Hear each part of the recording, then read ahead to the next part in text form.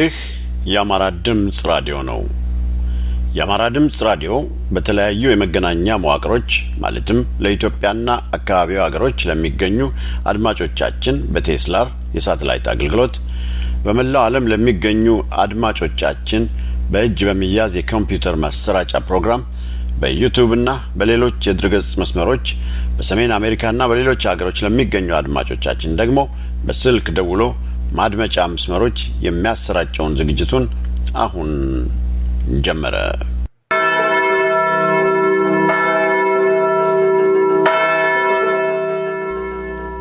ክቡራትና ክቡራን አድማጮቻችን እንደምን ሰነበታችሁ? ዛሬ የካቲት 20 ቀን 2009 ዓመተ ምህረት ነው። የፕሮግራማችንን ዝርዝር ላስተዋውቃችሁ። የተለመደው ዜና በቅድሚያ ይቀርባል። ከዚያም ቬሮኒካ መላኩ በአድዋ ድልና ተያያዥ ጉዳዮች ላይ የሚያቀርቡትን ጽሑፍ ተከታይ ክፍል ዛሬም እናቀርብላችኋለን። እነዚህ ጽሑፎቻቸው በተጨባጭ ማስረጃዎች ላይ የተገነቡ ስለሆኑ የሀገራችን ታላቅነትና የዳግማዊ አጼ ምኒልክ ታሪክ የሚያሳስባቸው ወገኖች ሁሉ እንዲያዳምጡት እጋብዛለሁ። ከዚያም ኢትዮጵያ ትላንትናና ዛሬ የተሰኘው ሳምንታዊ ፕሮግራማችን ይከተላል። የዛሬው ርዕስ አማራ ወያኔና ኦነግ ምንና ምን ናቸው ይላል። ትምህርታዊና ተገቢ ማገናዘቢያ ይሆናል ብዬ ስለማስብ ማለፍ የማይገባን ድምጫ እንዲሆን እመኛለሁ። አሁን ወደ ዕለቱ ዜና ልለፍ። በቅድሚያም የዜናዎቹ ርዕሶች። የአማራ ማንነት ተጋድሎ አርበኛ የአርበኛ ጎቤ መልእክት እንዲህ ይላል። እያስቸገረን ያለው ለነጻነቱና ለማንነቱ ልንሞትለት የቆምንለት ሆኖም ግን በትግሬ ዘረኞች የገዛ ወገናችን ነው። ሰሞኑን ህወሓት ገዱን ደመቀን እና ከንቲባውን በመላክ የጎንደርን ህዝብ በቀበሌ በማስገደድ ስብሰባ እንዳደረጉ ማስታወሳችን ይታወቃል። ይሁንና ህዝቡ እነሱ በፈለጉት መንገድ የሚሄድ ሆኖ አልተገኘም። በሰሜን ወሎ ዞን ቆቦ ከተማ የትግሬ ዘረኞች ህዝቡን ከመንገድ በግድ ስብሰባ እንዲገባ በማድረግ ከወሎ ወደ ትግራይ በተጠቀለሉ ወረዳዎች ጉዳይ የህዝብን ከባድ ዝምታ ለመስበር ያደረጉት ጥረት ሳይሳካ ቀረ። በአለማያ ዩኒቨርሲቲ ተማሪዎችን ለመሰብሰብ የተላከው የብአዴን ልዑክ ከፍተኛ ተቃውሞ ገጠመው ተባለ። የሚሉት የዛሬ ዜናዎቻችን ርዕሶች ናቸው። ዝርዝር ዜናዎቹን እንደሚከተለው አቀርብላችኋለሁ። የአማራ ማንነት ተጋድሎ አርበኛ የአርበኛ ጎቤ መልእክት እንዲህ ይላል። እያስቸገረን ያለው ለነጻነቱና ለማንነቱ ልንሞትለት የቆምንለው ሆኖም ግን በትግሬ ዘረኞች የገዛ ወገናችን ነው።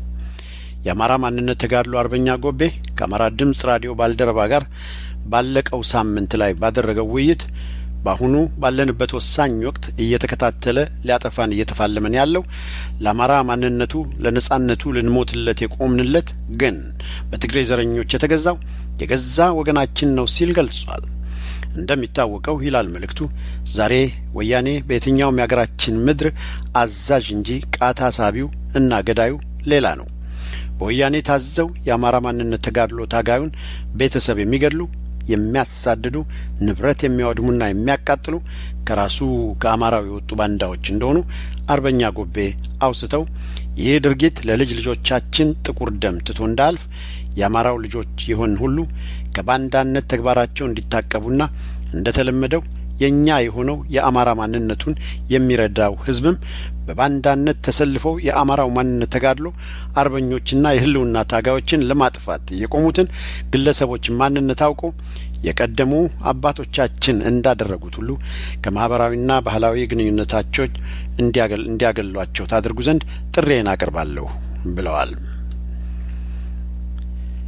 በዚህ አጋጣሚ እኛም የአማራ ድምጽ ራዲዮ ዝግጅት ክፍል የአማራው ህዝብ ለህልውናው በሚታገሉ ወገኖቹ ላይ አማራው ራሱ የትግሬ ዘረኞች መሳሪያ በመሆን እጁን እንዳያነሳ በከፍተኛ አክብሮት ለማሳሰብ እንወዳለን። ይህን የአርበኞቹን ማሳሰቢያ ተላልፎ በገዛ ወገኑ ላይ ጉዳት የሚያደርሱትን የጊዜ ጉዳይ ካልሆነ በስተቀር ድል እውነትን መሳሪያው አድርጎ የተነሳው ህዝብ መሆኑን ታሪክ ደጋግሞ ያረጋገጠው ጉዳይ ስለሆነ በድሉ ማግስት ግራና ቀኝ ቆመን ተጠየቅ ከማለታችን በፊት በተጓዳኝ የአማራ ማንነት ተጋድሎ አርበኛ በጠላቱ ወያኔ ላይ ያነሳው ክንዱ ለወያኔ ተባባሪዎቹም የማይዝል እንደሆነ ሊታወቅ ይገባል። አንዱን እጃችንን በሌላው እጃችን እንዳንቆርጥ አማራ ለአማራ ሊቆም ይገባዋል በማለት ምክራችንን እናስተላልፋለን። ሰሞኑን ህወሓት ገዱን ደመቀንና ከንቲባውን በመላክ የጎንደርን ህዝብ በቀበሌ በማስገደድ ስብሰባ እንዳደረጉ ማስታወሳችን ይታወሳል። ይሁንና ህዝቡ እነሱ በፈለጉት መንገድ የሚሄድ ሆኖ አልተገኘም። እነዚህ የአማራ ክልል ባለስልጣናት ነን የሚሉ ሰዎች ህዝቡን ስላለው ሁኔታ አስተያየት እንዲሰጥ ሲጠይቁና ሲማጸኑ፣ ህዝቡ ግን የሚያሳስበውን ለመለካት የተላኩ መሆናቸው ስለገባው ሁሉም ጸጥ በማለት አንድ መሆኑን አሳይቷቸዋል።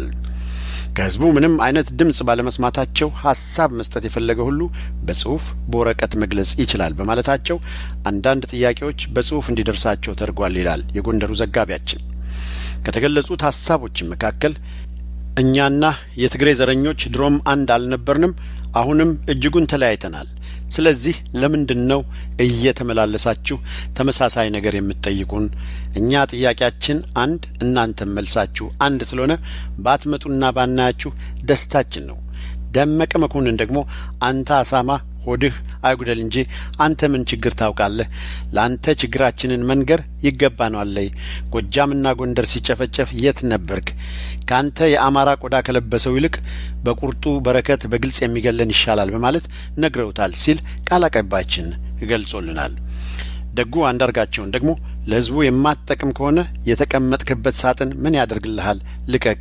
አዛኝ ቅቤ አንጓች መሆን ምንም ጥቅም የለውም ብለውታል ብሎናል። ስለ ኮማንድ ፖስቱ ተጠይቀው ሲመልሱም ቀጠለ አልቀጠለ ለኛ የሚያመጣው ትርጉም የለውም። ድሮም እየገደላችሁን ነው፣ አሁንም በጠራራ ፀሐይ እያሰራችሁ እያንገላታችሁንና እየገደላችሁን ነው። ግድያውም አልቀረልንም። ስለዚህ ይቀጥል አይቀጥል ለኛ ትርጉም የለውም። እኛ እንደሆን የምናከብረውና የሚቆምልን መንግስት ካጣን ዘመናት ተቆጥሯል በማለት መናገራቸውን ገልጿል ዘጋቢያችን። ከዚህ በተጨማሪም መልካም አስተዳደር ቅብጥርሶ የምትሉትን ዝባዝንኬ መስማት አንፈልግም። ችግራችን የትግሬ ዘረኞች ጥርቅም የሆኑት ኢህዴግና ህወሓት ናቸው በማለት እቅጩን በጽሁፍ ያሳወቁ ሲሆን በመካከል ግን አንዳንድ አቅመ ደካማ እናቶች የመጣው ይምጣ በማለት በድፍረት በርካታ ነገሮችን እስከ አፍንጫቸው በመንገር መንግስት የሚባለው ለኛ ሞቶ ተቀብሯል፣ ልጆቻችን መውጫ መግቢያ አጥተው ለስደት ተዳርገዋል፣ እኛን ያለ ጧሪና ቀባሪ አስቀርታችሁናል፣ ከዚህ በላይ ምን ልታደርጉን ትፈልጋላችሁ? እባካችሁ እየተመላለሳችሁ አታድርቁን በማለት ምሬታቸውን ሲገልጹ እንደነበረም ዘጋቢያችን አልሸሸገም። በግልጽም የአማራ ማንነት ተጋድሎ እንደሚደግፉ የጻፉም እንዳሉ ታውቋል። ስለዚህ ይዘገይ ይሆናል እንጂ ከናንተ መገላገላችን የማይቀር ነው በማለት እቅጩን አሳውቀዋቸዋል በጽሁፍ ብሏል ዘጋቢያችን። ለምንድነው በግልጽ ተነስታችሁ ሐሳብ የማትሰጡት በማለት እነዚህ የአማራ ተወካዮች ተብዬዎች ሲጠይቁ ለምን በጽሁፍ አደረጋችሁት ከሆነ ጥያቄያችሁ በማለት አንድ የሸመገሉ አዛውንት ተነስተው እኛ ተምረናል፣ በግልጽ በአደባባይ በህጋዊ መንገድ ማንነታቸውን የጠየቁ ሰዎች አይደለም አንዴ አሸባሪ ናችሁ ብላችሁ አዲስ አበባ ማዕከላዊ እስር ቤት እያማቀቃችኋቸው ያላችሁት፣ በዚህ ላይ አፋኙ ኮማንዶ ፖስታችሁ እዚህ የሰፈረው እኮ ከዚህ ስብሰባ በኋላ እናንተ በአማረ መኪና ወደ ሆቴል ስትገቡ እኛን አፍኖ ይህን ተናግረሃል ይህን ብለሃል በማለት በልጆቻችን ላይ እየደረሰ ያለውን እያየን ይነግሩናል ብላችሁ መጠበቃችሁ ወይ ሞኞች ናችሁ ወይ ከራሳችሁ ላይ በላይ ለማንም የማታስቡ እርግማን ናችሁ ሲሉ ሞኞቻችሁን ፈልጉ፣ እኔን ብትወስዱኝ ምንም አታገኙብኝ፣ አቅመ ደካማ ነኝ በማለት ፍትህ እንደጠፋና የሰው ልጅ መናገርና ሐሳብን በነጻነት የመግለጽ ሰብአዊ መብቱ መገፈፉንና ድርጅቱ እርቃኑን መቅረቱን አሳይተዋል ሲል ዘጋቢያችን ገልጾልናል። የተከበራችሁ አድማጮቻችን ይህ ዜና የሚተላለፍላችሁ በአማራ ሚዲያ ማዕከል እየተዘጋጀ ከሚቀርበው የአማራ ድምጽ ራዲዮ። በሰሜን ወሎ ዞን ቆቦ ከተማ የትግራይ ዘረኞች ህዝቡን ከመንገድ በግድ ስብሰባ እንዲገባ በማድረግ ከወሎ ወደ ትግራይ በተጠቀለሉ ወረዳዎች ጉዳይ የህዝብን ከባድ ዝምታ ለመስበር ያደረጉት ጥረት ሳይሳካ ቀርቷል። ከዚህ ቀደም ብሎ የቆቦን ህዝብ በመሰብሰብ የህዝቡን ሐሳብ ለማወቅ ከዚህም በተጨማሪ በወልቃይት ጉዳይ የተጠራው ስብሰባ ላይ ህዝቡ አልገኝም በማለቱ ምክንያት ሰብሳቢዎቹ በተናጠል በአራቱም የከተማው ቀበሌዎች እንዲካሄዱ የወያኔ ዘረኞች ቢያስገድዱም በቀበሌ ደረጃም እንዲደረግ የታሰበው ስብሰባ ላይ ህዝቡ መገኘት ባለመቻሉ የወያኔ ዘረኞች በታጣቂዎች መንገድ ተጓዦችን በማስገደድ ስብሰባ ለማድረግ ቢሞከርም በቀበሌ 01 02 እና 03 ቀበሌዎች የተመደቡ አወያዮች ወልቃይት የትግራይ ነው የሚል አቅጣጫ በመያዛቸው ህዝቡ ስብሰባውን እየረገጠ መውጣቱንና በቀበሌ 04 የነበሩት አወያዮች ወልቃይት ያማራ ነው የሚል አቋም ከሌሎች ቀበሌዎች በተለየ ማንጸባረቃቸውን ምንጮቻችን ገልጸዋል። እንደ ምንጮቻችን ገለጻ ከሆነ በወልቃይት ጉዳይ በከተማውም ሆነ በገጠሩ አመራሮች ዘንድ አለመግባባት መኖሩንና ሁለት አቋም ተይዘው እየተጓዙ መሆኑን በስብሰባዎቹ ላይ የታዩት የተለያዩ አቋም አመለካከቶች ናቸው ብለዋል ምንጮቻችን። ይዋ ሊደር እንጂ ውስጡን እየተብላላ ያለው የሰሜን ወሎ ጉዳይም መፈንዳቱ እንደማይቀር ከቦታው ተገልጿል። በመጨረሻ በአለማያ ዩኒቨርሲቲ ተማሪዎች ለመሰብሰብ የተላከው የብአዴን ልዑክ ከፍተኛ ተቃውሞ ገጠመው ተባለ። የአማራ ተማሪዎችን በተሐድሶ ለማሳመን የተላከው የብአዴን ቡድን በአለማያ ዩኒቨርሲቲ ተማሪዎች ተቃውሞ ገጥሞት ያለምንም ውጤት ተመልሷል። ተማሪዎቹ ያነሷቸው የማንነት ጥያቄዎች መልስ አልተሰጣቸውም። ሰሞኑን የትግራይ ዘረኞች ተወካዮች ከግማሽ ሚሊዮን ብር በላይ ወጪ በማድረግ በዩኒቨርሲቲው የተሐድሶ ግብዣ በሚል ሲጨፍሩ ሰንብተው መመለሳቸውን ተማሪዎቹ ገልጸዋል። በዩኒቨርሲቲው የአማራ ተማሪዎችን ጉዳይ የላከልን መረጃ እንዳለው ከሆነ የትግራይ ዘረኞች ተወካዩ ብአዴን በአለማያ ዩኒቨርሲቲ ባካሄደው የተሐድሶ ስብሰባ በጀግኖቹ የአማራ ተማሪዎች ቀንዱን ተመታ ካለ በኋላ ጉዳዩ በሚከተለው ስዕላዊ መልኩ ገልጾታል። ጠዋት 2 ሰዓት ተኩል ላይ አፈረንቀሎ አዳራሽ ተሰብሰቡ ተባልን። ሁላችንም የአማራ ተማሪዎች ተሰበሰብን። የትግራይ ዘረኞች ተላላኪዎቹ የብአዴን ተወካዮች በደስታ እየተፍነከነኩ ደብተርና ስክሪፕቶ እንዲታደለን አደረጉ። ሰብሳቢው ተደስቶ በወንበሩ ላይ ወደ ግራም ወደ ቀኝም እየተሽከረከረ ፈገግ ማለት ጀመረ። ተማሪዎቹ ቦታቸውን መያዝ ጀመሩ። አይተዋቸው የማያውቋቸውን ተማሪዎች አንተ ከየት ነህ የመጣኸው? አንተስ መታወቂያ ያሳይ በማለት ጀመሩ። በዚህን ጊዜ የኛ የተማሪዎቹ ፊት መለዋወጥ ጀመረ። ምንድነው የምትፈልጉት? እናውቃቸዋለን፣ የኛ ናቸው የሚል ጉርምትምታ መሰማት ጀመረ። ከመሃል ተጠያቂው የጠራው አማራ ጎጃም የደንበጫ ልጅ ነኝ አለ። አሁን ተላላኪው ደንገጥ አለ። በቃ ወደ ርዕሳችን ንግባ ጸጥ ብሏልና ከክልሉ የተላከ በማለት በሟቹ መለስ ዜናዊ የተጻፈ የተሐድሶ መስመር የሚል ጽሑፍ መነበብ ጀመረ። ያኔ የተማሪዎቹ ፊት እንደገና ተለዋወጠ። ወዲያውኑ ጥያቄ ያለን የሚሉ ድምጾች ከየአቅጣጫው መሰማት ጀመሩ። ቆዩን ጨርስ በማለት ተላላኪዎቹ ሲናገሩ ተማሪው በሙሉ ማግሮብረም ጀመረ። መድረክ መሪው ደንገጥ ማለት ቀጥሉ እሺ ምንድነው በማለት ጥያቄውን አቀረበ ይላል ዘጋቢያችን። በመቀጠልም ከተማሪዎቹ አንዱ ተሐድሶ የምትሉት እድገት ሲያመጣ አላየነውም። እስኪ ቃል ቀይሩ፣ እስከ ሞቼ በሞተ ሰው ቃል እንገዛለን ብላችሁ ታስባላችሁ ሲል ጠየቀ። ሌላው ተማሪም በበኩሉ ተነስቶ በአሁኑ ሰዓት ህዝባችን ሀሳቡን በነጻነት እየገለጸ አይደለም። ብአዴን ለትግራይ ወይስ ለአማራ ለማን ነው የቆመው በማለት ጨረሰ። ቀጥሎም ሌላ ጥያቄ ተነሳ። የወልቃይትን ጉዳይ ከምን አደረሳችሁት? ሸጣችሁት? መተማንም ለሱዳን ሰጣችሁት? ለዘመናት ተከብራ የኖረች ሀገር በእናንተ ተደፈረች። መጨረሻው ምንድነው? መልስ እፈልጋለሁ አለ። ቀጠለ ሌላኛው ጥያቄ። ወልቃይት መተማ ትላላችሁ፣ በወሎ በኩል የተሸጠውስ የአማራ መሬት አይደለምን? ምን ትላላችሁ አሉት። መድረክ መሪው ከወሎ የመጣ ነበርና ኩምሽሽ አለ። ተማሪው መልስ ፈልጋለሁ ማለት ጨረሰ። እንዲህ እያሉ የዩኒቨርሲቲው የአማራ ልጆች የትግሬ ዘረኛ የብአዴን ተብየው ተላላኪዎችን አፋጠጧቸው። ከሰዓት በኋላም እንዲሁ ቀጠለ። አንደኛው ተማሪ አምና በተነሳው የወልቃይት ማንነት ጥያቄ፣ ጎንደር ላይ በተነሳው የአማራ ማንነት ተጋድሎ ህዝባችን አልቋል። ችግሩ የአገዛዙ ነው። ጥያቄውን በህግና በአግባቡ ቢመልስ ኖሮ ይህም ባልተከሰተ ነበር። አሁንም አፋጣኝ መልስ ይፈልጋል አለ። ሁለተኛው ቀጠለ። መንግስት በውጭ ያለውን ዳያስፖራ አሸባሪ ይላል። አሸባሪ ራሱ ነው። እነሱ ከሚያውቁትና ከዓለም ህዝብ ጋር እያነጻጸሩ እኛ ጋር በደል እና ግፍ ስለበዛ ዲሞክራሲ ስለሌለ ለዓለም ህዝብ ለማሰማት እየታገሉልን ነው አለ። ሶስተኛው ተማሪም ደግሞ ቀጠለ።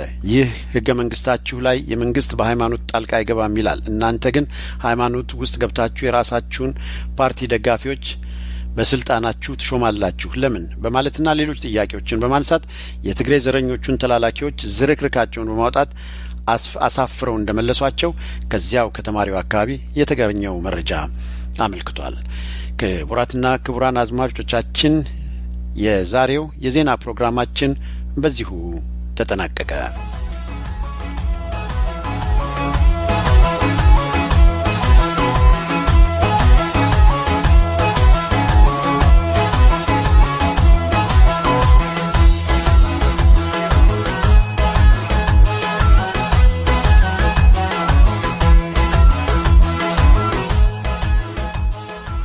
የተወደዳችሁ አድማጮቻችን በማዳመጥ ላይ ያላችሁት የአማራ ድምጽ ራዲዮ ነው። ጦማሪ ቬሮኒካ መላኩን ሰሞነኛ ታዳሚያችን አድርገናቸዋል።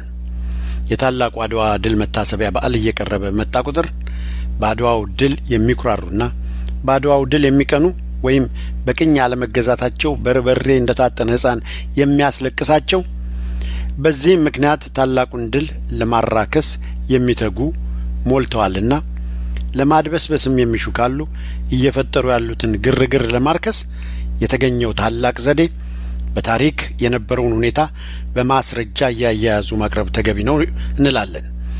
ቬሮኒካ መላኩም ይህ ዘይቤያቸው የተሳካ ነው። ዛሬም አንድ ጽሑፋቸውን እናቀርባለን።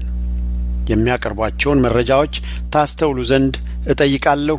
ጽሑፋቸው እንዲህ ይነበባል። አድዋ በዓል ሲመጣ ብዙሃኑ ትግሬ ቅንቅን እንደወረረው ይኮሰኩሰዋል። ቢጫ ወባ እንደያዘው ሰው ያንቀጠቅጠዋል። ምክንያቱ ግልጽ ነው። እዛ አካባቢ ጣሊያን አድዋን አልፎ መቀሌን ተሻግሮ አምባላጌ እስኪገባ ሕዝቡ ብቻ ሳይሆን ታቦቱንም ከቅዱስ መንበሩ አውጥተው ጃንጥላ ዘርግተው ጣሊያንን እልልልልል እያሉ የተቀበሉት ታሪክ ነውና መነገር አለበት።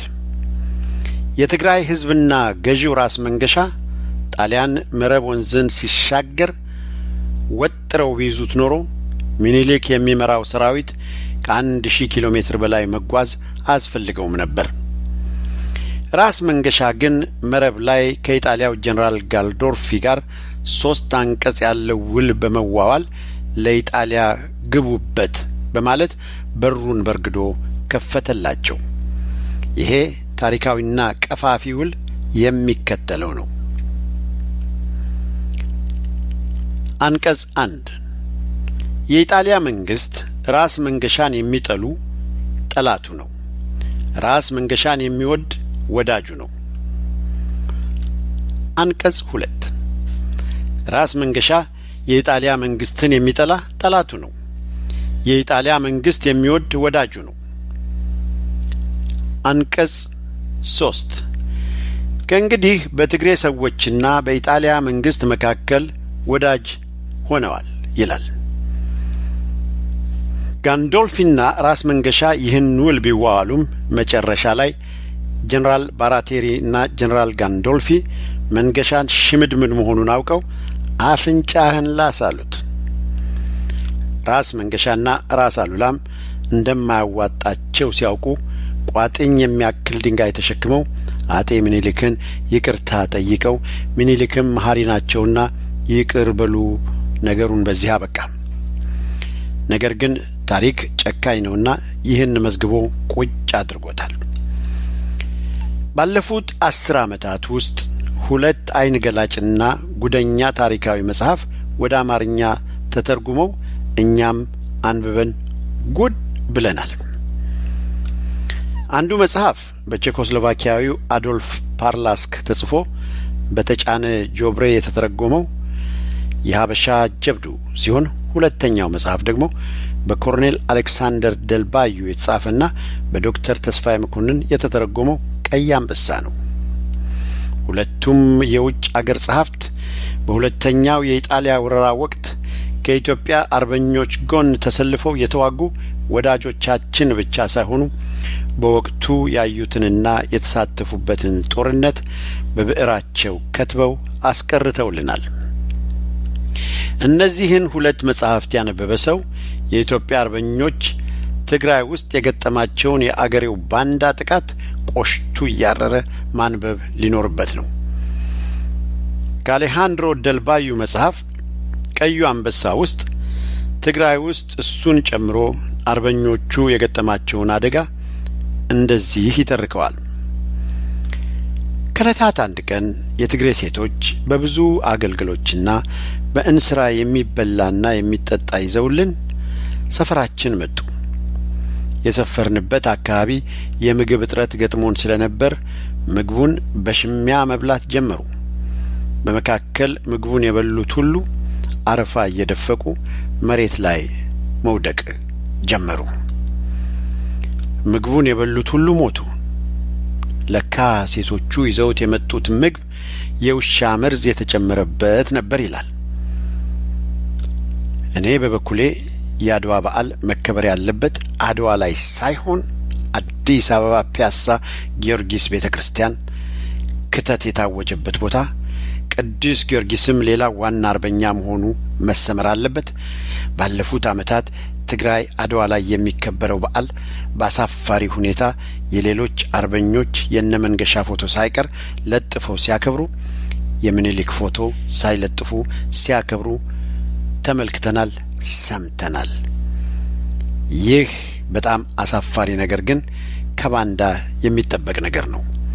በእኔ በኩል መንግስት አድዋ ላይ የሚያከብረው ፖለቲካዊ በዓል ሳይሆን የሚመስጠኝ አዲስ አበባ ፒያሳ ላይ እና እኛው ፌስቡክ ላይ የምናከብረው ታሪካዊ በዓል ነው በማለት ጽሑፋቸውን ይደመድማሉ። ቬሮኒካ መላኩ ይልመድቦት እንላለን። አሁንም ሌሎች ጽሑፎችንም እንዲህ በዚህ በአድዋ የድል ወቅት ቢያደርሱን ደስ ይለናል። በጣም እናመሰግናለን።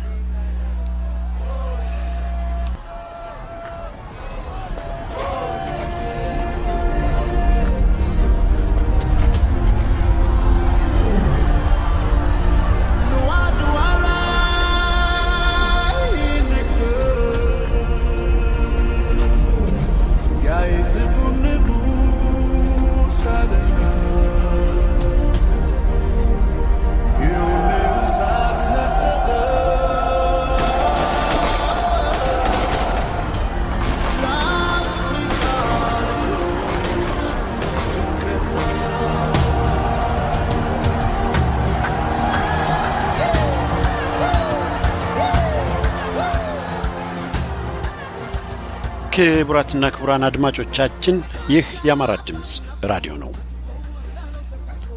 እስከ ታላቁ የአድዋ ድል መታሰቢያ ቀን ድረስ በራዲዮ ፕሮግራማችን የምኒልክ ደብዳቤዎች ብለን የጀመርናቸው አጠር ያሉ ደብዳቤዎቻቸውን የምናነብበት ፕሮግራም አለ። ዛሬም እንግዲህ ከደብዳቤዎቻቸው አንዳንዱን እናነብላችኋለን። ጣሊያኖች በሰሜን ኢትዮጵያ ያሞሌ ጨው የሚወጣበትን ምድር ለመያዝ ይሞክራሉ በማለት አንዱ ደጃዝማች የላከላቸውን ደብዳቤ አስመልክተው የሰጡት መልስ ይህን ይመስላል። ይድረስ ለደጃዝማች አብርሃ፣ ለሹም ሰለዋ ገብሬ ስለሰደድከው ደብዳቤ ደረሰልኝ። እሱም ሁሉን ነገር በቃል ነገረኝ። ያልኸውንም ነገር የላከብኝ ኢትዮጵያን እንይዛለን ብለው ካልመጡ በቀር ጨውን ለመያዝ ብለው ይመጣሉ ብለህ አትጠርጥር። ነገር ግን ጦር ሊሄድብን ነው እያሉ ከዚህ ከኛ ዘንድ ያሉት ኢጣሊያኖች ያታክቱኛል። አሁንም ከወሰን አልፋችሁ በእነሱ ግዛት በምን እንዳትደርሱ። ከነሱ ጋር ከተጣላህ ሁሉንም ነገር ማፍረስ ነው።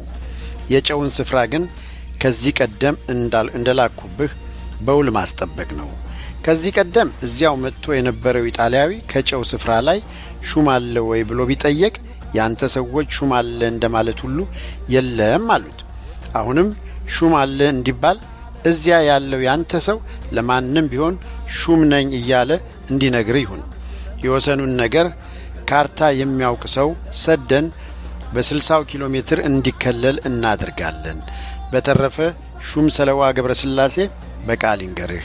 እግዚአብሔር በደህና አክርሞ በሕይወት ለመገናኘት ያብቃን ይላል። ተከታዩ የአጼ ምኒልክ ደብዳቤ ደግሞ በውስጥ ያስተዳደር ጉዳይ ለአካባቢ አስተዳዳሪዎች ወይም በጊዜው አጠራር ገዢዎች ከጻፏቸው ደብዳቤዎች አንዱ ነው። ይድረስ ከራስ ቢትወደድ መንገሻ፣ ራስ ወልዴ የዛን ጊዜ የዛሬ 4 ዓመት በአንተ ውስጥ በንጉሥ ተክለ ሃይማኖት ጊዜ ይዞት የነበረውን ደብር ሁሉ ቆጥሮ ቢነግረኝ ይህን ሁሉ መስጠት አይሆንልኝም ብየው፣ እሱም ጣቁሳ ቅዱስ ሚካኤል ይሁንልኝ ብሎ ይህንን ስጥ ብዬ ነበር። አሁንም ከዚህ ከአንዱ ደብር ውስጥ ጉልሞ የሚባለውን አንዱን አምባ ብቻ ሰጥተኸው 4ቱን አምባ ነገ ሰልስት እሰጥሃለሁ እያልክ አቆዩብኝ አለ። አሁንም የዚህን የጣቁሳ ቅዱስ ሚካኤል የአንዱን ደብር ጭምር ወንበር እስከ አምባ አቢታም መደብን የሚባል 4 አምባ አለ ብሏልና እውነት ይሄ አራቱ አምባ የዚሁ ያንዱ ደብር ጭምር እንደሆነ ይህንን ልቀቅለት። ነገር ግን ይህ የቆጠረው አራቱ አምባ የጣቁሳ ሚካኤል ጭምር አይደለም ያልክ እንደሆነ በጥቢ የሚነጋገር ሰው ሰዳችሁ ተጋጥማችሁ መጨረስ ነው። ነገር ግን ኋላ ተጋጥማችሁ ይህ አራቱ አምባ የጣቁሳ ሚካኤል ጭምር ሆኖ የተገኘ እንደሆነ የዚያን ጊዜ ራስ ወርቄ ለምናኝ የነበረውን ሌላውን ሁሉ ጨምሬ እሰጠዋለሁ። ይህ አራቱ አምባ የጣቁሳ ሚካኤል ጭምር ሳይሆን ቀርቶ ራስ ወርቄ የታረቀ እንደሆነ ግን አሁን የያዘውን ጉልሞ የሚባለውን አገር ላንተ አስለቀቅልሃለሁ። ደግሞ የዚህኑ ነገር አይቶ ወዲህ እንዲመለስ ዕቃ ቤቱን አራጋውን ሰድጄልሃለሁ ይላል። ሶስተኛው እና የመጨረሻው የዛሬ ደብዳቤያቸው የአጼ ምኒልክ ደብዳቤ ደግሞ አገር ሰላም እንዲሆን ራሳቸው ዋስ ሆነው ለሽፍታ ሰው የሰጡትን ምህረት የሚመለከት ደብዳቤ ነው። ይድረስ ከደጃዝማች ገብረስላሴ። ደጃዝማች ጉግሳ ይማሩኝ ልምጣ እያለ ቢልክብኝ ውሸቱን ነው አይመጣም እያሉ ነገሩ ይለያል ብዬ እስካሁን ለናንተ ሳላስታውቃችሁ ቆየው። አሁን ግን እውነት ሆነ። የሚያምናቸውን ሰዎች ንስሐ አባቱን ጨምሮ ላከብኝ። ማርሆኝ እኔም ለእጁ ታመንኩለት። ሊመጣ ነው ደግሞ እንደሱ በዱር በገደል እያለ ያመጣውን ሰው ሁሉ ከሱ ጋር ልምጣ ያለውን ምሬለታለሁና ጠላታችን ነው ደመኛችን ነው እያለ ሰው እንዳይነሳበት እንዳይዝትበት አድርጉለት። ከሱ ጋር የመጣ ደጃች ጉግሳም ዛሬ ለእናንተ ሎሌ የሆነ ሰው ጥንትም የሱ ሎሌ ቢሆን እስካሁን ከሱ ጋር የነበረ ከሆነ አታስጠጋ አታሳድር ብያለሁ። ይህንን ቃል በስልክም ልኬባችኋለሁ። ሰኔ 5 ቀን 1898 ዓ.ም አዲስ አበባ ተጻፈ። የሚሉት የዛሬ የአጼ ምኒልክ ደብዳቤዎች የሚለው ዝግጅታችን ክፍል ነበሩ። የአጼ ምኒልክ ደብዳቤዎች በዚሁ አበቃ።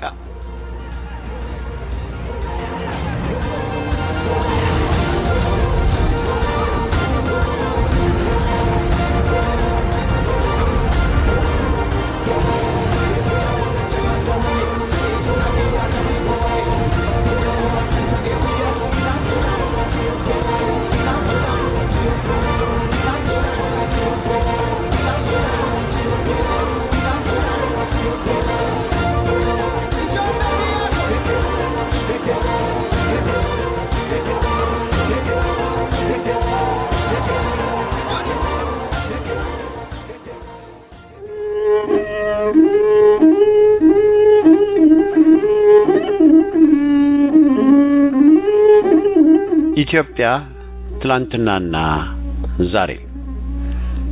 ይህ ኢትዮጵያ ትላንትናና ዛሬ የተሰኘው ሳምንታዊ ዝግጅታችን ነው። በዚህ ኢትዮጵያ በረጅም ታሪኳ የነበሯትን የስልጣኔ ጭብጦች፣ የገጠሟትን ፈተናዎችና ፈተናዎቹን እንዴት እንደተወጣቻቸው እንዲሁም ዛሬ ለምትገኝበት መስቀለኛ መንገድ የዳረጓት ፖለቲካዊ፣ ማህበራዊ፣ ኢኮኖሚያዊ፣ ሃይማኖታዊና ባህላዊ ሁኔታዎች ምን እንደሆኑ ከዚህ መስቀለኛ መንገድ እንዴት መውጣት እንደምትችል በጽሁፍ በውይይትና በቃለ ምልልስ መልክ የሚቀርቡበት ነው።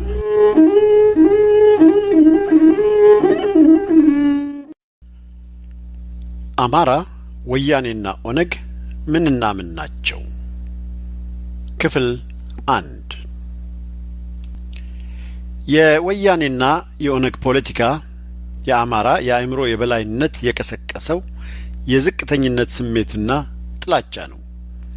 በዚህም የተነሳ የወያኔም ይሁን የኦነግ የእድገት ተስፋ የተቆራኘው ከአማራ ውድቀትና መጥፋት ጋር ሆኗል። በግላጭ የሚያራምዱት ፖለቲካ እንደሚያሳየንም የነዚህ የሁለት መንሱት ቡድኖች የሁል ጊዜ ጥረት ከ42 ዓመታት በፊት የደገሱትን የአማራን ውድቀት ማየት ነው።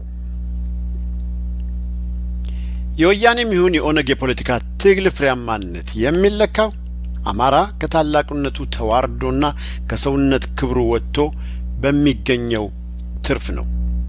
ወያኔ ግን ስልጣን ላይ እንደመሆኗ መጠን የፖለቲካ ትግል ፍሬያማነቷን የምትለካው የዝቅተኝነት ስሜቷና ጥላቻዋ እንዲረክስላት በምታደርገው አማራን ከታላቅነቱ የማውረድ ከሰውነት ክብሩ የማስወጣት አረመናዊ ተግባር ብቻ ሳይሆን በግፍ የጨበጠችውን ስልጣን አስቀጥላ ያገዛዝ ህልውናዋን ለማረጋገጥ የግድ የጥፋፍ ጉልበቷን ሁሉ አሟጣ የግፍ ዘመኗን ለማራዘም ከሚያስችላት ከአማራ ውድቀት ጋር ማስተሳሰር አለባት። ይህ እሁን እንዲሆንላትም በቅድሚያ ማድረግ የነበረባት የአማራ ቀና ብሎ መሄድ ግብአተ መሬት መፈጸም ስለነበር ባለፉት 25 የግፍ ዓመታት አማራን ለማጥፋትና ለማዳከም ከአጋሮቿ ጋር በመሆን ባደረገችው ርብርብ ውጤታማ ተግባራትን እያከናወነች ቆይታለች። ከወያኔ ጋር አንድ ጡት አብሯት የተጣባው ኦነግም ቢሆን ከፍጥረቱ አንስቶ ከፋሽስት ጣሊያን የወረሰውን ጸረ አማራ ፕሮፓጋንዳ ከራሷ ከወያኔ ከሚወረወርለት አጀንዳ ጋር እያጣመረ በሚጓዝበት የእውቀት እሳት የተዳፈነበት የጨለማ መንገድ ሁሉ አማራን በጎንዮሽ ለማጥፋት አቅሙ በፈቀደ መጠን መፍጨርጨሩን አቁሞ ፈጽሞ አያውቅም። ለነዚህ ሁለት ቀንደኛ ጸረ ኢትዮጵያ እፉኝቶች በጎ ምኞቱንና መልካም አገልግሎቱን ከማበርከት በቀር ሌላ ምንም ነገር አስቦባቸው የማያውቀው አማራው የወለዳቸውን የአማራ ምሁራን ግን የአማራ የአእምሮ የበላይነት የቀሰቀሰውን የዝቅተኝነት ስሜት ኢንፌሪዮሪቲ ኮምፕሌክስ እና ጥላቻ ምን ያህል እንደሆነ ጠንቅቀው ባለመገንዘባቸው የተነሳ ለ42 ዓመታት ያህል የአማራው ጠላቶች የደገሱለት የጥፋት ድግስ ሳያንሳቸው ለ42 ዓመታት ያህል የተረጨው የአማራ ጥላቻ ፍሬ አፍርቶ በሚቀጥሉት 100 ዓመታት የበለጠ ጎምርቶ ተደራራቢ እልቂት አክሊል ሊጎናጸፍ እንደሆነ ግን እስካሁን በተደቀነበት እልቂት መጠን ሊጠረጥሩ አልቻሉም። 90% የሚሆኑት የወያኔ ጀሌዎች ወያኔ የአማራን የጥላቻ ደዌ በዘር ያስተላለፈባቸው ተሸካሚዎች ናቸው። 90% የሚሆኑት የኦነግ ጀሌዎች ደግሞ ኦነግ የፈጠረውን የአማራና የኢትዮጵያ ቂምና የጥላቻ ፕሮፓጋንዳ እየተማረ የመጣ የልምድ በሽተኛ ነው። 90% የሚሆኑት የአማራ ምሁራን ግን ምን ማድረግ እንኳን እንዳለባቸው የማያውቁ ግራ የተጋቡ ፍጥረቶች ናቸው። 90% የሚሆነው ግራ የተጋባው የአማራ ምሁር ምንም ሳይሰራ እግሩን አጣጥፎ የመጨረሻውን ሰዓት የሚጠብቀው የተወናከረ አስተሳሰብ በመያዝና ራሱን የኢትዮጵያ ጠበቃ አድርጎ በመቁጠር ለ42 ዓመታት ያህል የጠጠሩ የአማራ ጠላቶችን የትም አይደርሱም ሁሉም ከልክ አያልፍም የሚል የከሸፈ አስተምህሮ ሰለባ ሆኖ ነው። እነዚህ የከሸፈ አስተሳሰብ ያላቸው ራሳቸውን የኢትዮጵያ ፖለቲከኞችና ምሁራን አድርገው የሚቆጥሩ የአማራ ገበሬ ልጆች በየሙያው ከእድሜ ከመኖርና እንዲሁም በስራ ካገኙት የካበተ ልምድ አኳያ በበላይነቱ ምክንያት ለረጅም ጊዜ ተጠራቅሞ በአማራው ላይ በፈነዳበት ቁጣ የተነሳ አማራው በወያኔና በኦነግ ችሎት ለፍርድ ቀርቦ እንዲጠፋ እንደተወሰነበት እያወቁ ይህንን እንደተረዳ ሰው ሆኖ ግን ህዝባቸውን ከጥፋት ለማዳን የቻሉትን በማድረግ ፋንታ እጅ እግራቸውን አጣጥፈው ማስቀረት ስለሚችሉት ስለ ህዝቡ ሞት ብቻ ይለፈልፋሉ። ከዚህም አልፎ እነዚህ ምሁራን አማራው በነ ወያኔና በነ ኦነግ የተወነጀለበትን ዋና ምክንያት ስተው በራሳቸው ስሜት ኢትዮጵያዊ ስለሆነ ነው እያሉ የቤት ስራቸውን ባለመስራታቸው የመጣ እንደሆነ ዘንግተውት በግላጭ እያስጨረሱት ነው። አሁንም ድረስ እነዚህ የአማራ ምሁራን በተቃዋሚ ጎራ በሚባለው አደረጃጀት እንኳ አማራው በኢትዮጵያዊነት በማያምኑ ግለሰቦችና ቡድኖች እየተጎዳ እንደሆነ የተገነዘቡት አይመስልም። አማራው እየተራበ ያስተማራቸው የገበሬ ልጆች የአማራውን መጨፍጨፍ በሐሳብ ከሚታየው በላይ በገቢር በሚቀርቡ መረጃዎች ይፋ የሆነ ያዩ እንኳን የአማራ ልጅ መባላቸውን ተጠይፈው በዝምታ ያልፉታል። አንዳንዶቹ ምሁራን ግን ኦነግና ወያኔ የአማራ ዘር እያሉ የገደሉትንና ያሳደዱትን ሲገደልና ሲሰደድ የተጠራበትን ስም እንኳን መቀበል አቅቷቸው ሕዝባቸው እንደ ሰደድ እሳት በተስፋፋው የወያኔ ማጥፋት ዘዴ ያለቀ ያዩት ለበርካታ ዓመታት ታይተው ለውጥ ያላመጡ ሐሳቦችንና ድርጅቶችን እንደ መፍትሄ በማቅረብ ሲጃጃሉ ይታያሉ። እነርሱ ያልተገነዘቡት ነገር ግን ለበርካታ ዓመታት ታይተው ለውጥ ያላመጡ ሐሳቦችና ድርጅቶች ለወያኔ በጅተውት አማራውን ለማጥፋት ሰበብና ጊዜ መግዣ ዶላር እንደሆኑት አለማወቃቸው ነው። በሌላ አነጋገር አማራ እየተባለ ስለሚገደለውና በሀገሩ ስደተኛ ለሆነው ጭቁን ሕዝብ ለመጮህ ዳተኛ የሆኑት ራሳቸውን የአንድነት ኃይል አድርገው የሚቆጥሩት እነዚህ ምሁራንና ፖለቲከኞች ስለማንነታቸው በሚያሳዩት የተለዘበ አቀራረብ የተነሳ ወያኔ አማራውን እንዲያጠፋ ጊዜ እየሸጡለት ነው ማለት ነው።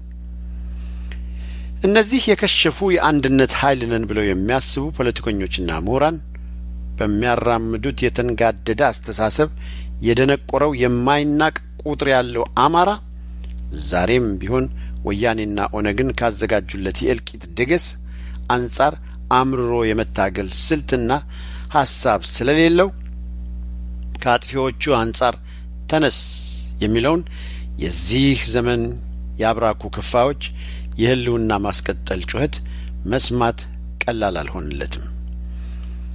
በተቃራኒው ዛሬም ቢሆን ወያኔና ኦነግ አማራውን ከመቼውም ጊዜ በከፋ ይጠሉታል። ግንባሩን በጥይት እየቦረጨቁ የሚፈጁት አልበቃ ብሏቸው የረቀቀ ቴክኖሎጂ ተጠቅመው ሳይቀር ጥቅም ላይ በመዋል ከምድረ ገጽ ጨርሰው ሊያጠፉትም ሌት ተቀን እየሰሩ ናቸው። ይህ የሚሆነውም ወያኔና ኦነግ አማራውን ጎን ለጎናቸው ሆኖ ሲታይ የበላይነቱ ከንቱነታቸውን ስለሚጎዳባቸው በመቅናት ብቻ ሳይሆን በእውነትና በትህትናም ስለሚያስፈራቸው ጭምር ነው። ሁላችንም እንደምናውቀው ፍርሃት፣ ስግብግብነትና ከነዚህ ሁለቱ የሚወለደው ይሉኝታ ማጣት ሰዎችን ማንኛውንም ነገር እስከ መጨረሻው እንዲሰሩ ይገፋፋቸዋል። ስለሆነም በአንድ የበላይነት ኃይል ባለው አማራ በሚባል ፍጡር ምክንያት የሚቀሰቀሰውን የወያኔና የኦነግ ፍርሃት፣ ስግብግብነትና እሳ ማጣት ሚስጥርም በምክንያት ገልጾ ለማስወገድ የማይቻል ነው። በዚህም የተነሳ የአማራ ግብዓተ መሬት ለአንዴና ለመጨረሻ በማያዳግም ሁኔታ እስካላረጋገጡ ድረስ የሞራል ስልጣኔ ብሎ ነገር የሌላቸው ወያኔና ኦነግ ከፍርሃት፣ ስግብግብነትና እሳ ከማጣታቸው የተነሳ ከአማራ ጎን አብረው ላለመኖር ማተባቸውን በጥሰዋል። የወያኔ ርዕዮተ ዓለም ተሸካሚ ከሆነው ኦነግ ጋር አብረው ለመስራት ላይታች የሚዳክሩት ራሳቸውን የአንድነት ኃይል ነን ብለው የሚጠሩት ፖለቲከኞቻችን ሊገነዘቡ ያልቻሉት ሀቅ ይህ ነው። የዚህ ጽሑፍ ተከታይ ክፍል ይቀጥላል።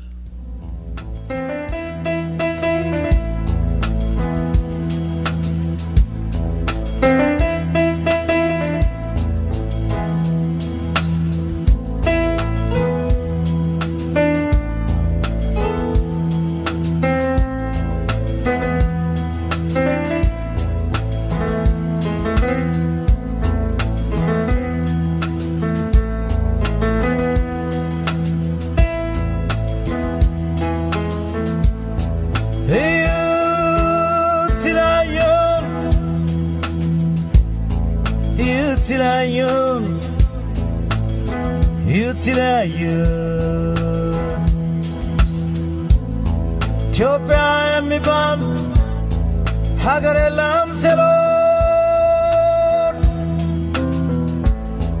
እኛም ዝም ብለን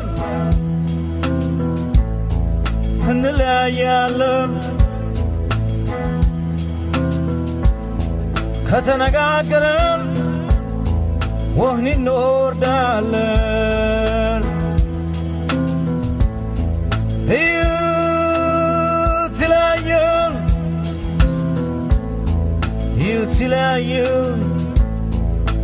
ይትለያዩን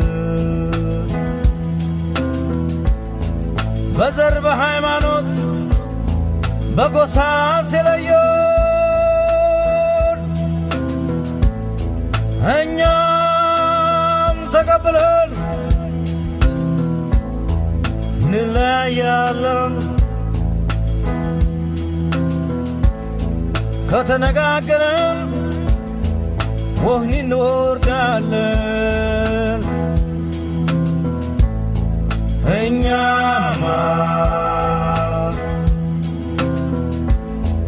እንኳን የመናገር የመኖር መብት የለን እኛማ አይተን እንዳላየ ዞር እንላለን እኛማ ሰምተን እንዳልሰማ ምናሉ እንላለን እኛማ ወህኒ ቤታችን አርገን እንቆጥራለን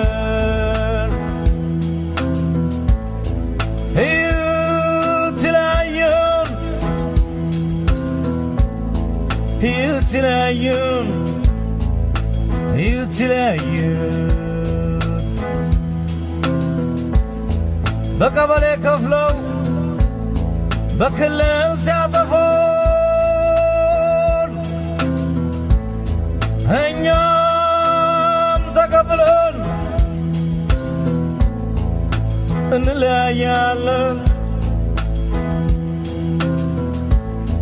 ከተነጋገርን ወህኒ እንወርዳለን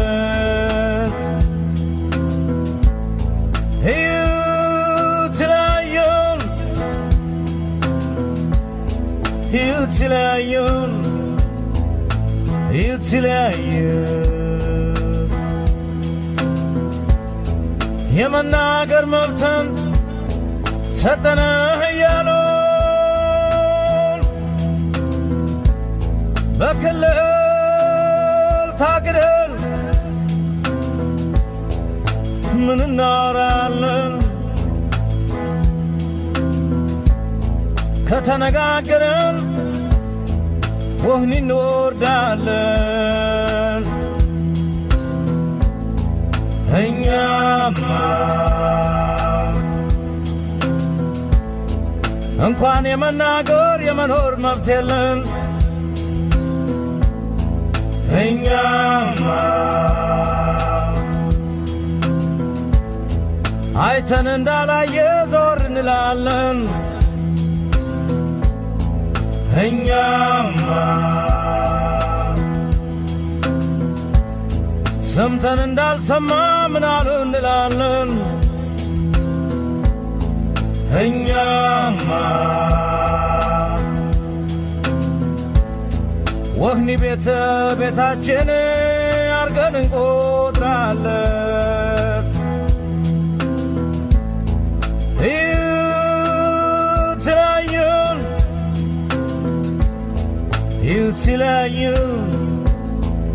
ይትለያዩን ሰንደቅ ዓላማችን ጨርቅ ነው እያሉን የክብሬ መጠሪያ ምልክት ነው ስንል ከተነጋገርን ወህኒ እንወርዳለን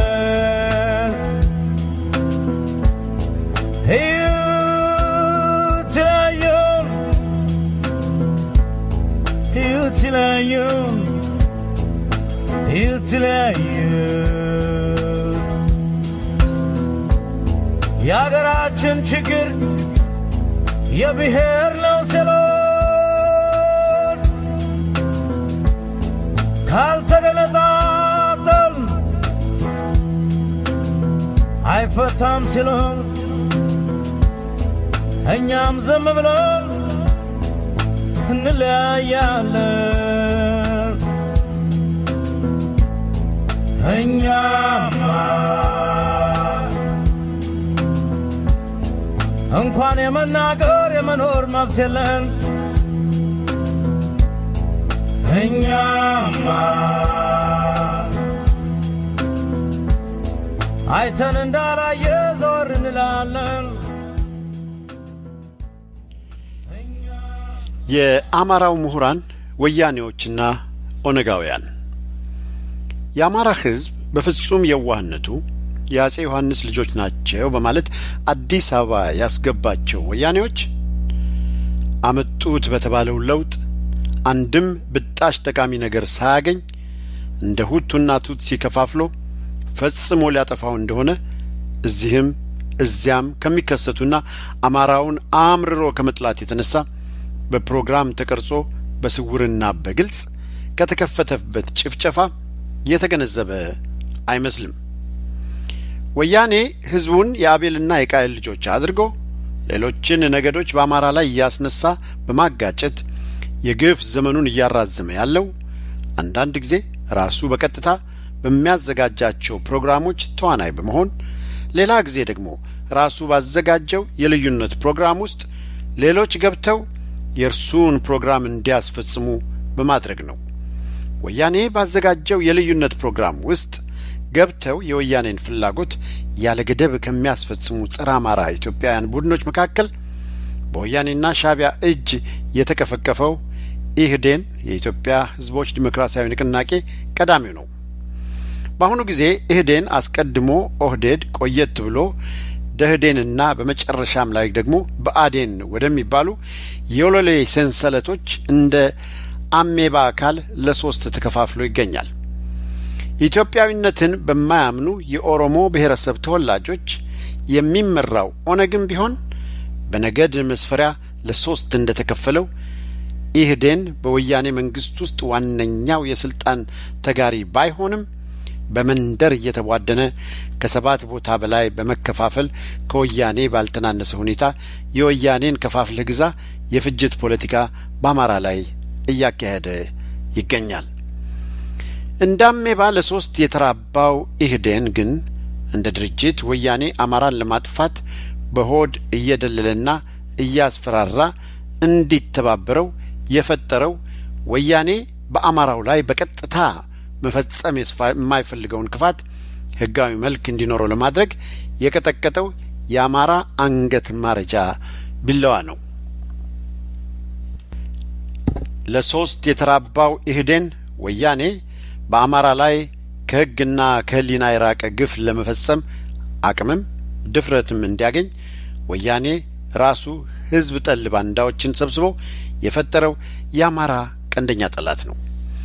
አማራው በጠላቶቹ እጅ ላለፉት 42 ዓመታት ከፍተኛ የሆነ የዘር እልቂት ተፈጽሞበት ዓለም ጉድ እያለ ጠላቶቹ ፈጽሞን ለማጥፋት ከፍተኛ ዝግጅት ማድረጋቸው እየታወቀ የአብራኩ ክፋይ ልጆቹ እንደ ጥንቱ ህግና በህግ አምላክ አለ ብለው እጅና እግራቸውን አጣምረው ተቀምጠው በራሱ ኃይል እየተቀጣጠለ በሚሄድ የነገዶች የርስ በርስ ፍጅት ውስጥ አማራው ገብቶ መንገዱን አጋምሶ እንኳ እያለ አሁንም በዝምታ ግርማ ውስጥ ሆነው የፈጽሞ ጥፋቱን ትዕይንት በአግራሞት ለማየት የፈለጉ ይመስላል። እውነት እንነጋገር ከተባለ በአብዛኛው የኢትዮጵያ ህዝብ ዘንድ የወያኔ ጠላትነት ጉዳይ እንኳንስ ለውይይት ለማሰብም ሩቅ ሆኖ የሚታይ ነው። አብዛኛው ብሔር ብሔረሰብ ወያኔ ሊፈርሳት ጫካ ከገባላት ከኢትዮጵያ ጋር የአንድ አገር ሰው መስሎ የመቀመጡ ምክንያት በኢትዮጵያዊነት ስም የአገሪቱን ሁለንተናዊ ሀብት ለመዝረፍ ሁኔታዎች ለማመቻቸት ከመሆኑም በላይ ቀስ በቀስም ብሔር ብሔረሰቦችን በርስ በርስ ግጭት አፋጅቶ አገሪቱን ካጠፋ በኋላ የታጠቀ ቡድን እንደመሆኑ መጠን የፈለገውን በፈለገው መንገድ አድርጎ ኢትዮጵያዊነትን እስከ ወዲያኛው ለማጥፋት መሆኑ ጭንቅላታቸውን አሸዋ ውስጥ ስለቀበሩት የተገነዘቡ አይመስሉም። አንዳንድ የተገነዘበው ደግሞ የእልቂት መንገድ ውስጥ እንዳለ አሁንም ገና የከፋ እልቂት እየጠበቀው መሆኑን እያወቀ መጻኢ ዕድሉን አመዛዝኖ ትግል ለመጀመር እስኪነሳ ድረስ ብዙ ጊዜ መውሰዱ የሚደርስበትን በደል ሁሉ ለኢትዮጵያ አንድነትና ለሀገር ፍቅር የሚከፈል አድርጎ በመቁጠር ራሱን በወያኔ እያስበላ የራሱን ጠቅላላ ኑሮ መስዋዕት አድርጎ እየፈረሰ ያለውን አገር እንዳለ በማሰቡ ይመስላል። ሆኖም ግን ይሄ ኃይል ቢያንስ ራሱን እንኳ ለማዳን የተወሰኑ የነገዱ አባሎች ትግል ለመጀመር ደፋ ቀና ሲሉ ከመንገዳቸው ላይ ቆመው እንቅፋት ለመፍጠር የሚሞክሩት የራሱ የአማራው ነገድ ልጆች መሆናቸው ከማሳዘን አልፎ አስተሳዛቢም ነው። የእርስ በርስ ፍጅቱን ሜዳ ከማለስለስ በተጨማሪ ከሁልጊዜውም በላይ አማራውን ለማጥፋትና ለመበቀል የሚያስችለውን ሙሉ ስልጣን አስቀድሞ ፈጥሮ ዛሬ ለሶስት ከከፈለው ኢህዴን ባስገዳጅነት እያገኘ ባዘጋጀው የልዩነት ፕሮግራም ውስጥ ድህነት ፈጥሮ ለማንም የሚበቃውን ህዝብ በረሃብ እየጠበሰ እንዲጠፋ ሁሉን አቀፍ ዘመቻ ከፍቶበታል። በዚህም የተነሳ አብዛኛው ዓለም ድህነትን ታሪክ ለማድረግ በሚገኝበት የ21ኛው መቶ ክፍለ ዘመን የመጀመሪያ ሩብ ታሪካዊ ምዕራፍ ላይ እየኖርን ዓለም ጠግቦ ሲያድር እኛ ተለይተን ረሃብ መታወቂያችን ሆኗል። ይህ ሁሉ የብልሹ አስተዳደር ውጤት ከመሆኑም በላይ የረሃቡ ተጠቂ የሆነውም አማራው መሆኑን ስናስተውል ወያኔ አማራውን ለማጥፋት የሚጠቀምበት ሌላው ዘዴ ሆኖ አግኝተነዋል። በአሁኑ ወቅት በሕይወት የምንኖር ኢትዮጵያውያን ከሞቱት አባቶቻችን የምንሻልበት አየርና የፀሐይ ብርሃንን በማግኘታችን ብቻ ነው። አባቶቻችን በሕዝባቸው ላይ መከራን ሰቀቀን ሲፈጸም ሳያዩ በማረፋቸው ከኛ በሕይወት ካለነው የተሻለውን ዕድል አግኝተዋል ለማለት ያስችላል። ወያኔን ጀሌዎቹ በሕዝብና በመንግስት ሀብት ድሎትን ማስተናገድ ተስኗቸው ወይም መልመድ አቅቷቸው በዘረፋ የተገኘውን ገንዘብ ባልባሌ ቦታ ሲያጠፉት ኩሩ ኢትዮጵያዊ የዕለት ምግቡን ከቆሻሻ ገንዳዎች እየተሻማ ሲበላ ማየት የአሸናፊነታቸው ውጤት አድርገው ይመለከቱታል።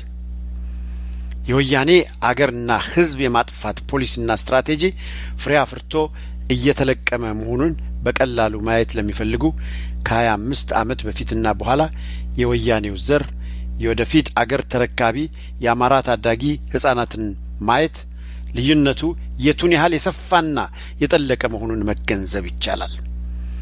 ይህ ንጽጽር ወያኔ ወለድ የሆነውን የአገራችንን የከፋ ድህነት ቁልጭ አድርጎ የሚያሳይ ገላጭ የድህነት መለኪያ መንገድ ኳሊቴቲቭ ሜዥር ኦፍ ፖቨርቲ ነው። ከዚህ በተጨማሪ ከገለጸው ያለንበት ሁኔታ ከማየት ባሻገር ወያኔ በአማራ ላይ ያለውን የማይሽር የከፋ ጥላቻ ምን ያህል መሆኑን በቀላሉ መገንዘብ ያስችላል። ከ25 ዓመታት በፊት የነበሩ ታዳጊ የአማራ ልጆች ለመለቀም የደረሱ ብርቱካኖች የሚመሳሰሉት ጉንጮቻቸው ቀስተ ደመና ከመሰለ አፍንጫቸው ጋር ትንግርት ባለው ደምግባት ከመዋሃዳቸውም በላይ ጥሬ ብር የሚመስለው ዓይናቸው ገለጥ ሲል የሚያስደምም ግርማ ነበረው። ከታችኛዎቹ ዓይኖቻቸው ሽፋሽፍት በታች የሚገኙት ጠያይም ቀለሞች ዓይኖቻቸውን ዘወትር የተኳሉ ያስመስሏቸው ነበር። ሰፊ ቃሬና ጋሜ የሚወጣለት የነበረው ለዛ ጸጉራቸው ሲወዛወዝ ነፋስ የገባው የህዳር ጤፍ ዛላ ይመስል ነበር። በጣም ያላደገው ቁመታቸው በምቾት ከተገነቡት አካሎቻቸው ጋር ተስማምቶ ያየ የተረከዛቸውን ክትነትና የባታቸውን ተንቧሻነት ያስተዋለ ልዩ አድናቆት ያሳድር ነበር። ወያኔ ከመጣ በኋላ ያሉትን ታዳጊ አማራ ሕፃናትን ተክለ ሰውነት ላየ ሰው ወያኔ ከመምጣቱ በፊት ከነበሩ ታዳጊ ልጆች ጋር አወዳድሮ የልዩነቱን መጠን ይህ ነው ብሎ በቃላት ለመናገር አይቻለውም። በአሁኑ ዘመን ያሉት የአማራ ታዳጊ ሕፃናት ኢትዮጵያን መዝረፍ የሚለው የወያኔ ትውልድ ተሻጋሪ ራዕይ አካል የሆነው የወላጆቻቸው ድህነት የወለደው ረሃብ በገረገፋቸው ቁርጥ እንባ ሲያመነጭ የሚውሉት አይኖቻቸው ዘወትር ቀይ ሽንኩርት መስለውና ደፍርሰው የትራኮማ መፈልፈያ ሆነዋል። የእንባ መጉረፊያ የሆኑት ጉንጮቻቸው ዘወትር የበቆሎ ቡሆ የሰፈሰሰባቸው መስለው ከመታየታቸው በላይ አልፎ አልፎ ከወጡባቸው ጭርቶች ጋር ፊታቸውን ፍጹም አመድ አልብሰውት ይታያል። በየቀኑ የሚገርፋቸው የረሃብ አለንጋ ከሰውነት ውጪ ስላደረጋቸውና የመልካቸው ውበት ስለጠወለገ የተገተነ መጋፊያ ከሚመስለው ፊተ ገጻቸው ላይ ተገትሮ የሚታየው አፍንጫቸው የተመለመለ ጎን አጥንት መስሎ ከውበት ወደ አስቀያሚነት መለወጡን ይመሰክራል። ሐር የሚመስለው ለዛ ጸጉራቸው በዱቄትና በአቧራ ከመታፈኑ በላይ የተፈጨ ጥሬ ጨው የመሰለ ቅጫም ውጦት ይገኛል። ምንም የማያውቁት ለጋዎቹ የአገሬ ልጆች ይህንን በመሰለ ስቃይ የሚንገላቱ ጨካኙና አውሬው ወያኔ ኢትዮጵያን ከምድረ ገጽ እስክናጠፋት ድረስ መናጢ ድሃ አድርገን በምድራዊ ሲኦል እያሰቃየን እንገዛታለን በሚለው እኩይ ዓላማው መሆኑ ነው። በእርግጥ ይህንን የአማራ ሁኔታ እጣ ፈንታ የተገነዘቡ በጣት የሚቆጠሩ አርቆ አሳቢ አማሮች ለስሜታቸው ቅርብ በሆኑ አደረጃጀቶች ተሰባስበው የተቻላቸውን እያደረጉ ይገኛሉ። ይህ በጎ ጅምር ገፍቶ ወደፊት እንዳይጓዝ አማራውን ራሱን ጎጃም፣ ጎንደር፣ ወሎ፣ ሸዋ ወዘተ በሚል በመከፋፈል አማራዊ ማንነቱን አስጠብቆ የኢትዮጵያን አንድነት እንዳያረጋግጥ መሰናክል መፍጠር መጀመራቸው እየተስተዋለ ነው። ክቡራትና ክቡራን አድማጮቻችን ከዚህ በላይ ያዳመጣችሁት ኢትዮጵያ ትላንትናና ዛሬ የተሰኘው ሳምንታዊ ዝግጅታችን ነበር። በሌላ ቀጣይ ፕሮግራም በሚቀጥለው ሳምንት እስከምንገናኝ ድረስ ለዛሬው በዚሁ ልሰናበታችሁ። በደህና ቆዩን።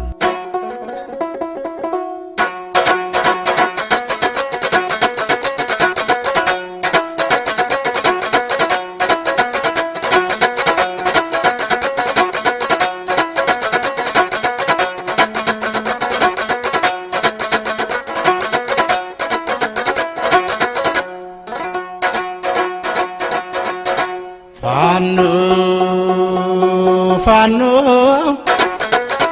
አረ ፋኖ ፋኖ ስንጋር እጄ ብሎ ጋማውን ጅራቱ ቢጎነዳድቡት አመሉን አይተው ኮርቻ ሲጭኑት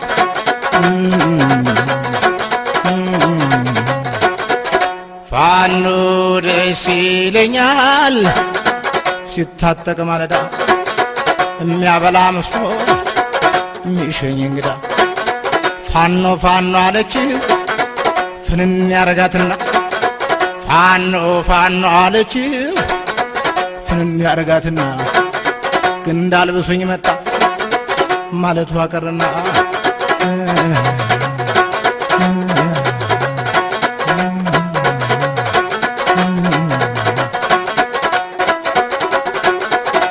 ማኔ ይህ የአማራ ድምጽ ራዲዮ ነው። የአማራ ድምጽ ራዲዮ በተለያዩ የመገናኛ መዋቅሮች የሚያስተላልፈውን ዝግጅት ይቀጥላል። የተከበራችሁ አድማጮቻችን ተከታይ ዝግጅቶቻችንን እንድትከታተሉልን እየጋበዝን ይህ ለኢትዮጵያውያን በተለይም ለአማራው ልሳን የሆነ የብዙሃን መገናኛ አገልግሎት ተጠናክሮ እንዲቀጥል የአድማጮቻችን ድጋፍ ወሳኝ ነው።